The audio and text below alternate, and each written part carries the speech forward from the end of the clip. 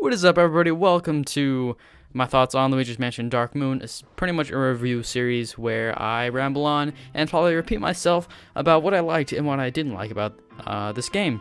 So Luigi's Mansion Dark Moon is a sequel to Luigi's Mansion, a GameCube game that came out in 2002 or 2001. I'm not sure. I'll have to go check up on that. But Luigi's Mansion is probably one of my favorite games. I love it a lot. It's probably one of the most unique things, except for its, copying of the Ghostbusters with the vacuum and everything. But in Luigi's Mansion Dark Moon, I'm just gonna go ahead and say that it's amazing. I love it. It didn't really disappoint me. There's a tiny bit of disappointments. There's always gonna be disappointments in sequels to games that you always love. So what they did is they took Luigi's Mansion. They adopted it for the 3DS, and then they added a bunch of stuff to make it different, but also amazing, and they made it so that you'll still have that feeling of, capturing ghosts and all that stuff. So, I guess the story, I'm just going to go ahead and start there. You don't play Nintendo, well, I guess besides Zelda and a bunch of other games. For Mario and Luigi games, you don't really play for the story. Well, I don't know, Mario Superstars. The Mario and Luigi series for that too. I guess, okay, how about Mario platformers and the original Luigi Mansion? You really didn't play it for the story. You played it. But the fact that you're sucking up ghosts into a vacuum, and it was really unique. And it was really fun. So I guess the story I'll just go ahead and say right now. There's like this moon. It's called the Dark Moon, where it makes ghosts all these ghosts are helping Egad. Oh, by the way, Egad is back. I'll go into that later about how they added a bunch of stuff in the original game. There's this Dark Moon. It's making so ghosts are happy and stuff, and they're helping Egad. And then King Boo comes along and kills it and smashes the Dark Moon. All the pieces go flying into different mansions. And the ghosts attack Egad, and the ghosts are all bad now. So, there's a bunch of mansions, and you have to go into each mansion to, get the Dark Moon piece back and clean it back up. So, that's pretty cool. Now, back on with what they added from the first game. They still have Egad. Egad is the best. I think they kept the original sound effects for his voice, which is amazing. They still have the Poltergeist 5000. I don't think they have his original workshop because it's not in the same place. But the game does start out with Luigi in the mansion that he won in the first game, because remember he fixed it up, and with the money he got he renovated it. So it starts out with him in his original mansion, which is pretty cool.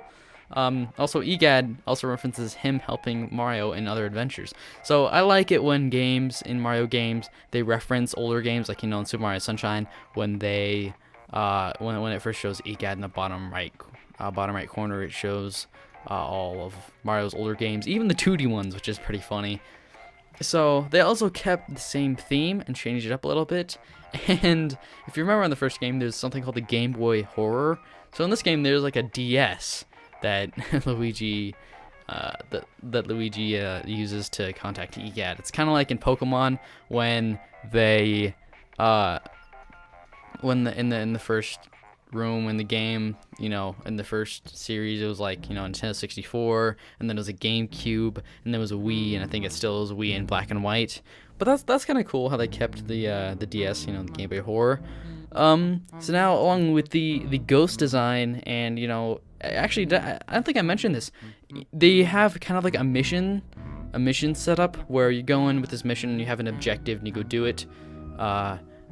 Capture this ghost, kill this ghost, or clean up the webs around this thing. It's kind of cool. And they also added this kind of this puzzle system where, they don't give you a lot of direction. Luigi's Mansion is go here, blah, blah, blah. You know where to go.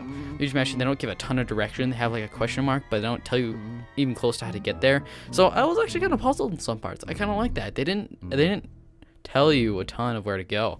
So I kind of liked how they did the missions. It made it like I said, it made it a little bit different, but also kept the main thing. Now with the ghosts, they look a little bit different. I think they should have kept the same design. I mean, they're trying to make them look a little bit different for the second game, but I like the original design of the ghosts. I think they should have kept that. Now with the original, with the sucking in the ghosts, they made it so you fill up this meter, and when you hit A, it sucks them down, but they still kept the numbers. When you pull it back, the numbers go down. When they hit 0, you suck in the ghost. So they still kept that. Also now you can run around and then you can walk. They made it so if you hold down B, you can run around. And they actually gave Luigi a lot more character. Like his animations and his little like mannerisms. They added a bunch of stuff. So let's see, is there anything else I can talk about? I already talked about the music. The music is fantastic. Like I said, at the beginning of the game, I thought it was a little bit too easy, but as the game progressed, it got more challenging. And the final boss of the first mansion, I had a little bit of trouble with, because it, like I said, it doesn't tell you anything how to beat it. So you're just like, okay, what do I do here? It's like a Zelda boss. You just take what you think, and then you just try it, and it's like, trial and error. So I like that element. I'm not too far. I'm only like a little bit into the second mansion. So yeah, if you're a big fan of the first game, go check it out. If you have a 3DS, definitely check this out. I love this game. So yeah, I'll see you guys later on my thoughts on. So yes, goodbye.